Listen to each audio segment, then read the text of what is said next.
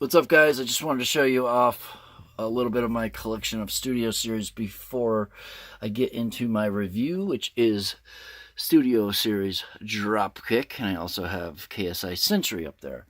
But we do have number 1, Bumblebee, number 2, Stinger, number 3, Crowbar. I think his name's Crowbar. Number 4, Ratchet. Number 5, Optimus Prime. Number 6, Starscream. Number 7, Grimlock. 8, Blackout. 12, Brawl. 13, Megatron. And then if we go down a quick little detour through the G1s, which I'm still working on filling out, we do have number 18, Bumblebee. 16, Ratchet. 17, Shadow Raider. And 18, Bumblebee. We also have number 10, Jazz, and 11, Lockdown. And what's really cool that I love about this thing is you can pull this out. Let's hold on. Get this not to go. And you can bring it down. Very nice little place to keep my figures. Alright, so a quick look at the packaging of Transformers Generations Studio Series number 21 from the Transformers Bumblebee movie Dropkick. He's a Decepticon. Here's the packaging. You can see the CGI art right there. And in my opinion, this figure looks awesome in the movie, and that just does not do it. But hopefully, I watched a video and I thought it was he looked fun, so I'm hoping he's cool once you get him in hand. The head sculpt of the CGI is definitely cool. Studio Series. Deluxe class. Get no bios anymore. We're not in those days. Get maybe a small little wannabe bio. Nope, not even that. Dropkick detects the signal of a high-level Autobot criminal and prepares to close in on his target. There's some cross-sells, shows you the box. And this will actually be the first Studio Series figure I open. But if you want me to see any more, I showed you that what I have. And leave it in the comment sections below. We can even do it as a Christmas thing. Do one every day, maybe. Besides days, I have my son or something. But alright, so let's get to it. Without further ado, let's get right into that review. Here's the SKU if anyone is looking for the figure. And I love how they have this kind of translucent plastic Autobot symbols underneath it kind of look. That's pretty cool. Transformers Bumblebee goes into theaters December 21st. Plus, there's a one-day showing coming up, I think, tomorrow. Ages 8 and up. All right, so this is what you get for the kind of the card back here. It's got this nice poster board. It's nice and thick. It says Transformers Bumblebee down there. Transformers Studio Series 22. You kind of open it up if you want. You can do a few things. It's got the air routine. You can also put Dropkick up there to kind of pose as if he's... And this is probably a scene from the Bumblebee movie. So, yeah. He can pose up there. It looks quite nice. For the measurements of these, just to show you... Let's see. These things raised about 8 inches tall and not fully spread out. They're approximately 9.5 inches fully spread out. Let's get this out of the way. I'm not sure how we're going to do this. I guess, yeah, I mean, that's pretty much spread out because you know, I mean, you can get them to go in a little bit more, which would be right around, the same, 9.5 inches. So it's 9.5 inches wide, and I believe it was 8 inches tall. Yeah. So you got that. Dropkick himself. We'll put this back a little bit. Get him a nice little stance here, but let's just raise him up for the measurement of Dropkick himself. And we'll do much more than that, but just to show you guys, and he probably, to get taller, you need to have his head stand tall. Alright, he should probably, he looks like about 5 inches, to be honest. He's 5 1/8 of an inch, maybe 5 1/4 to the top of his head. So that's what you got with that. He's posable. Let's get this. Let's check out the face sculpt right off the bat because I want you guys to see a good view of it. You can see the kind of molding done. And it's definitely molded to look like the movie, but it's not painted to look like the movie. I mean, just a coat of paint on the entire helmet itself would have made all the difference. You can see there's the side. You can see some kind of like gluing issues, it looks like. You don't see them in person. That's way too small, but this is in the macro lens. But you have some metallic silvers. You get some nice red eyes that you can see. Although I saw someone who said they were beady red eyes. I don't really have mine as the beady red eyes. They're just kind of red. They're not extra glowing or anything. But they do look cool. You can see kind of like vents on the sides of his cheeks. And then I believe this part right here at the bottom is his mouth, the kind of smile looking thing. But very cool nonetheless. As you can see here, he does go in quite cool poses. So you can get him in some pretty extreme poses with his legs especially. And we'll just go right over the articulation so you get the little kind of joint. It does go up a little bit and down. So you get that for transformation, but you can use that to your advantage if you'd like. He can kick pretty much almost 180 degrees up. Oh, I like that nice crossbones deco detail, I guess you should say. Goes straight out 90. He does have a thigh swivel. He also goes back. And it will also pivot on just that joint alone a little bit. Plus, he's got the thigh swivel, like I showed you. He's got the full deep bend. It's on a single hinge. It's not double, but it bends in almost 180 degrees. For the ankles, it looks like he has absolutely nothing. And pretty cool, though.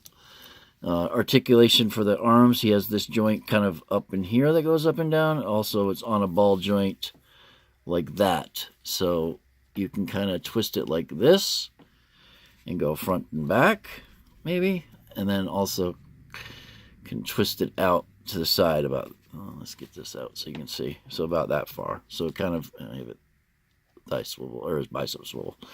There, you got that right there. It'll also go around on that. And like I said, you can use it for butterfly joints because it does go up and over. So you can get it right over his head like that. As you can see there. He also has the 90-degree bend at the elbow with the bicep swivel at the elbow. Nothing at the wrist unless you want to, bend all this with it. And then the head, you can swivel back and forth. Let me get that to focus back in. There you go. His head will swivel back and forth.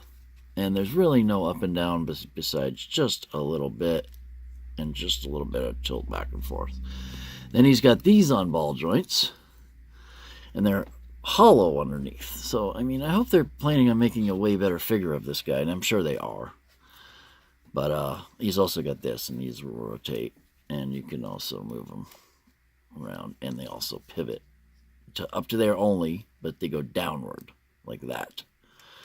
So there's that. And then he's got two weapons, and they're both hollow as well. So just kind of putting him down for a second, getting him to stand, hopefully. Yeah, like that. He's got two of these, and they're both kind of like this. So they're opposites. See what I mean? And then they fold in like that for ulterior mode. So you get that. And then there's a little catch right there that you push. I feel like something is too close or something. I'm not sure. And then you can pull them out. So easy peasy there. And you get a little molding details there. So, yeah. Well, there's a few things I wanted to show you first. You can either do it like this. I think they're supposed to be, technically, these are supposed to be on the outside. You see how they're hollow in the inside. But you really can't, the best way it sticks together, in my opinion, is like that. And I've been messing with this thing for about a half an hour, just to, have some fun. But about like that. Okay? But you can also do it like this. Yeah, basically like, pop those in there like that. And they're supposed to be shown from the front as far as you know, what I know for the media. But so you can also do it like that, where they can be seen from the front. So those are your options. I prefer to just do it the way it sticks together better. Kind of goes together nicely like this. Kind of tucks right under there. You see how that works? And then it also doesn't, you can still move this around, but it keeps it from moving around less. But anyway, so transformation. All right, so for transformation, first you want to just take the legs, revert them 180 degrees. All right. Next, we're going to do the arms. So the way you do the arms is you just kind of one hinge, two hinge, like that. 180 degrees to line everything up like that. All right. Next thing, same thing. Swivel, swivel, like that. And then you 180 degrees to line everything up like that. Just like that. Maybe if we put this back a little bit, get a little bit more light. There we go. Or if we can actually get better without it. Anyways, it's going to maybe take away from focus. Hopefully not. Next, you want to pull this open and kind of just lift this up for now. Next, you want to work on the rest of the arms. So the way this works is they kind of come out like this and down like this. So you bring it out, you straighten that part out. Just like hinge right here. You pull this hinge straight, and then you pull that down. Actually, I think you leave that for now. We'll leave the blue part for now. And then you flip it upside down like that. All right, same thing on the other side. You pull down. There's a hinge right there. And then you go out. And then you, on that ball joint, you flip it upside down so it all marries up like that. So basically, you're working with that. All right, cool. Get these out of the way for now. And we're going to work on, let's see, what do we do next? Yeah, so we're going to connect these. So get these out of the way, like I said. And then bring these back to be able to connect like this. And then what you want to do is straighten this out. And there's some tabs right there. And there's a hole right there. And, you know, there's another tabbing system right here. It's right there. So you just kind of line all that up and tab everything together. It's pretty simple and should tab together without any problem. You got one tab right there. Then another one right here. And then another one down here. What is going on? Why is that not? I can't see as well. Oh, there we go. And then we tab everything together like that. All right, give it a nice good squeeze. Hopefully it gets all tabbed together nice and securely like that. All right, next, we're going to get those out of the way again. We're just going to do a 180 right here. So get the legs out of the way and swivel it like that, 180 degrees. That'll allow you to, as long as this is open, bring that up. Shut that off. You have the top of the cockpit of the helicopter mode. All right, next, you want to make sure that everything is lined up. So what you do is you pull out these, pull this out, and then you can swivel it on this swivel point, 180 degrees, like that. Do the same thing on the other side. Pull this out straight, pull this out, swivel it like so, like that. So we're looking at this now. Now what we want to do is there's some hooks right here, and then you're going to want to hook when you go back, and I'll show you actually. So what you're going to want to do is you're going to want to go back like this and down like this. Oh, sorry, my bad. You got to take the middles out here and pull them around. So the bottom of the legs basically pull out and around. You come in here and you take out the front cannon, the machine gun at the front of the copter. All right. Now, when you go back, And then you want to take these blue parts and you want to push them down. That'll secure. Those are like engines or something. Now when you go into this part, there's a hook right here, and there's a little kind of, let's see if we can get you to see what I'm doing. And you're going to want to hook that hook right in there. So just like that. Same thing in this way. You want to use this joint like that. Pull this up and around. Hooking that hook inside there. And if things get dislodged, don't get too discouraged. Just go back and reattach everything. And everything should be fine. Then you'd want to go and you want to attach everything up here. So there's a tab right there. You want to hook and tab. And if there's something get in the way, just find out what it is and work around it. Just like that. And it should be more or less close to done.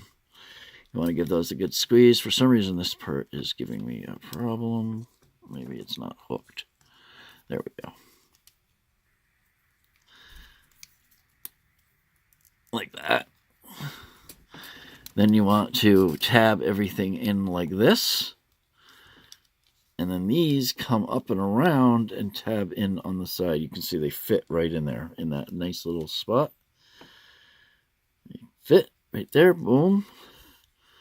Boom. Tab that together. Push everything in.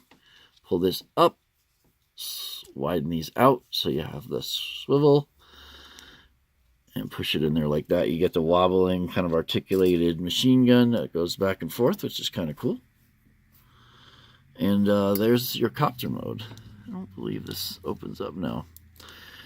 And there is Dropkick's copter mode. You have a free spinning tail rotor, but you don't have a free spinning rotor up here. And I'm not sure why.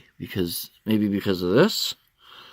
But it should, that would have made the whole, that's what you want in a copter toy. But either way, so it should look like this. Checking out the details in copter mode, you got the nice skull and crossbones there. I guess we'll macro it up. You got the 001 for like a airport or something. You can see the U.S. Air Force sign kind of thing. Jet, danger, intake. Those are his intakes right there. Got the same thing over there. There's a little star on that one you can see. I don't know if that's writing underneath. No, it's just red lines. But more crossbones over there. You can see the articulated machine gun. And there's not a lot of paint. You got a little blue paint right up in here. It's kind of similar to like a Macross figure. And I think there's some gray paint. You got some gray paint up here on all these translucent parts. But all in all, not a bad little figure. Let's just check out size. So in copter mode, he is approximately 8 inches long. And stop doing that. Why is he so... Anyways. Just for fun, he's about almost 2.5 inches high. Checking out some comparisons. I guess, well, here's the legendary Optimus Prime. Check out that review if you haven't seen it already. I do great instructions on it, and it's a pretty awesome figure. Let's see, it's a really awesome figure. So you got that.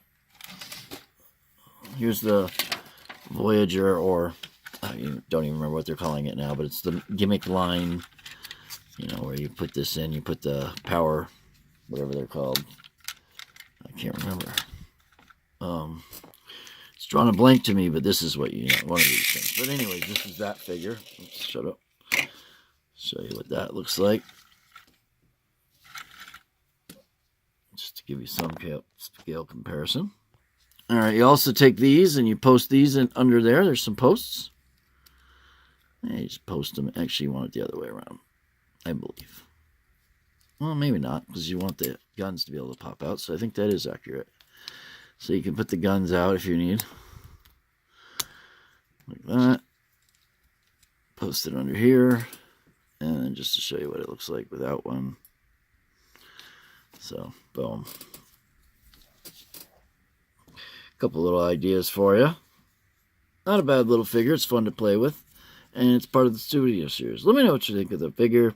I did this transformation into Copter because I figured that was the harder way to get into, and it's very much easy to get back into robot mode. If you can get it like this, you'll have no problem getting into robot mode. There's no real reason to go and do the instructions back.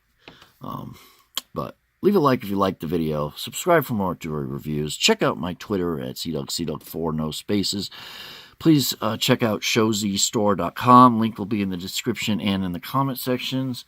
Leave a like if you liked the video. Subscribe for more toy reviews. And as always, stay awesome, stay subbed, and stay tuned for the next video. Peace. That's a wrap, guys. I'm out.